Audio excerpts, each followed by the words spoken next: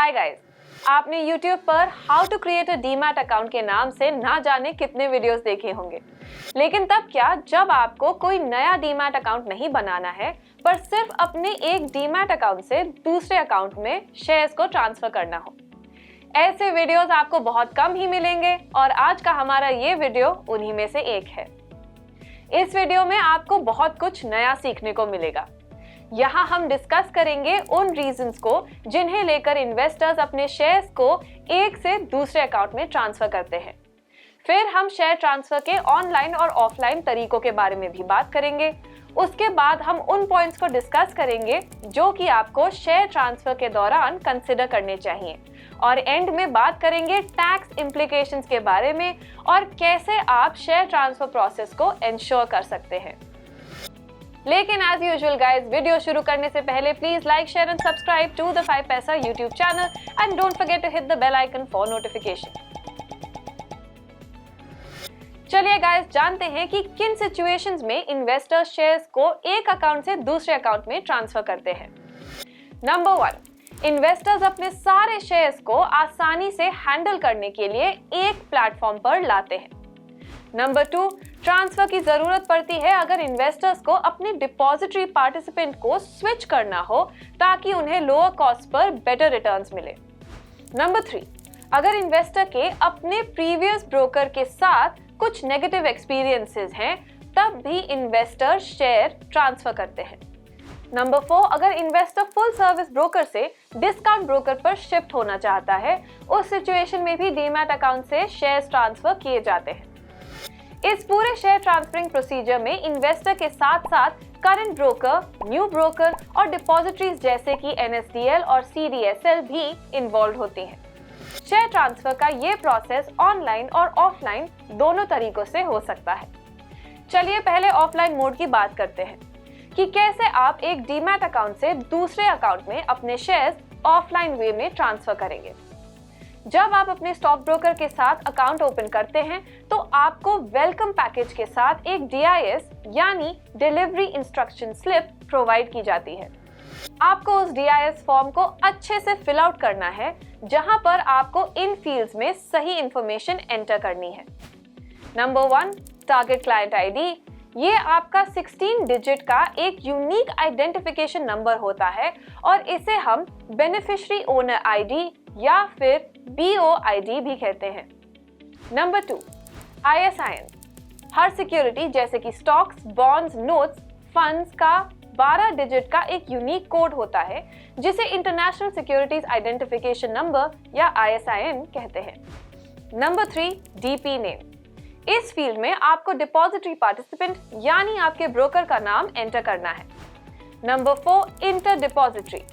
अगर आपको एक डिपॉजिटरी से दूसरे डिपॉजिटरी में शेयर्स ट्रांसफर करने हैं तब आप इस फील्ड को फिल आउट कर सकते हैं। इस पूरी इंफॉर्मेशन को एंटर करने के बाद आपको DIS फॉर्म को साइन करके अपने करंट स्टॉक ब्रोकर को सबमिट कर देना है और उस टाइम अपने ब्रोकर की प्रॉपर एक्नॉलेजमेंट ले लेनी है कि उसे आपका DIS फॉर्म रिसीव हो चुका है। इसके बाद आपका ब्रोकर उस DIS फॉर्म को एसोसिएटेड डिपॉजिटरी को सेंड कर देगा और डिपॉजिटरी के द्वारा आपके एग्जिस्टिंग शेयर्स को आपके प्रेफर्ड डीमैट अकाउंट में ट्रांसफर कर दिया जाएगा। ये तो था ऑफलाइन तरीका। अब ऑनलाइन शेयर ट्रांसफर प्रोसेस के बारे में डिस्कस करते हैं। इसके लिए आपको कुछ स्टेप्स फॉलो करने होंगे। सबसे पहले आपको NSDL या फिर CDSL वेबसाइट पर जाना है और वहां रजिस्टर ऑनलाइन बटन पर क्लिक करना है। फिर आपको ईजीएस्ट लिखे हुए टैब को चूज करना है। इसके बाद आपको अपनी इंफॉर्मेशन प्रोवाइड करनी है और फॉर्म को कंप्लीटली फिल करने के बाद उसकी एक प्रिंटेड कॉपी को अपने ब्रोकर को सबमिट करना है। अब आगे का प्रोसीजर आपके ब्रोकर के लिए है। आपको मेक श्योर करना है कि आपका फॉर्म ब्रोकर तक पहुंच चुका है। आपकी ऑथेंटिसिटी कंफर्म होने पर आपके रजिस्टर्ड ईमेल आईडी पर आपको एक ईमेल रिसीव होगा। वहां से आप अपने अकाउंट में पासवर्ड एंटर करने के बाद इंडिपेंडेंटली शेयर्स को ट्रांसफर करना स्टार्ट कर सकते हैं। तो गाइस, कुछ इस तरह आप ऑनलाइन तरीके से अपने शेयर्स को एक अकाउंट से दूसरे अकाउंट में ट्रांसफर कर सकते हैं, जिसमें यूजुअली 3 से 5 बिजनेस डेज का टाइम लगता है। लेकिन ऑनलाइन और ऑफलाइन दोनों प्रोसीजर्स में आपको 3 बातों का हमेशा ध्यान रखना चाहिए। नंबर 1, शेयर ट्रांसफर प्रोसेस में आपका करंट स्टॉक ब्रोकर आपसे फी की डिमांड भी कर सकता है और ब्रोकर टू ब्रोकर ये चार्ज वेरी करता है। नंबर 2, एग्जिस्टिंग ब्रोकर के साथ डीमैट अकाउंट क्लोज करने का प्रोसेस इन्वेस्टर के लिए कॉस्ट फ्री होता है। नंबर 3, अगर आप अकाउंट क्लोज करने का सोच रहे हैं तो आपको उस ब्रोकर को अपना अनयूज्ड DIS वापस करना होगा। अब बात करते हैं शेयर ट्रांसफर के दौरान टैक्स इम्प्लीकेशंस की। जब आप अपने एक अकाउंट से दूसरे डीमैट अकाउंट में शेयर ट्रांसफर करते हैं तो एक्चुअल में किसी भी टाइप की ओनरशिप ट्रांसफर नहीं हो रही होती और इसीलिए खुद के ही डीमैट अकाउंट में शेयर ट्रांसफर करने पर कोई टैक्स नहीं लगाया जाता है। लेकिन अगर आप इस ट्रांसफर से कोई इनकम अर्न कर रहे हैं तो डेफिनेटली उस पर टैक्स लेवी किया जाता है। अगर शेयर ट्रांसफर से हुई इनकम को 12 मंथ से ज्यादा तक होल्ड किया जाता है तो उसे long term capital gains consider किया जाता है और उस पर 10% टैक्स इम्प्लाई किया जाता है। लेकिन ये 10% टैक्स 1 लाख तक की इनकम पर नहीं लगाया जाता है। अगर ट्रांसफर से हुई इनकम का holding period less than 12 months है तो उस इनकम को हम short term capital gain consider करते हैं और उस पर 15% टैक्स लगाया जा सकता है। गिफ्ट टैक्स एक्ट के सेक्शन 47 के अकॉर्डिंग ऐसे शेयर्स जिन्हें आप किसी को गिफ्ट करते हैं उन्हें टैक्सेशन से एक्सक्लूड किया जाता है। लेकिन साथ ही साथ आपको ये जानना भी जरूरी है कि इनकम टैक्स एक्ट के सेक्शन 56(2) के अकॉर्डिंग शेयर ट्रांसफर प्रोसीजर में रेसिपिएंट को मिलने वाले एसेट की वैल्यू अगर 50,000 रुपीज से ज्यादा है तो उन पर टैक्स लेवी किया जा सकता है। लेकिन गाइस, टैक्स तो तभी लग सकता है ना जब पहले आपके सारे शेयर्स ट्रांसफर हो चुके हों। तो आप कैसे इंश्योर करेंगे कि ट्रांसफर सक्सेसफुल हो चुका है? इसके लिए आपको कुछ पॉइंट्स को कंसिडर करना होगा।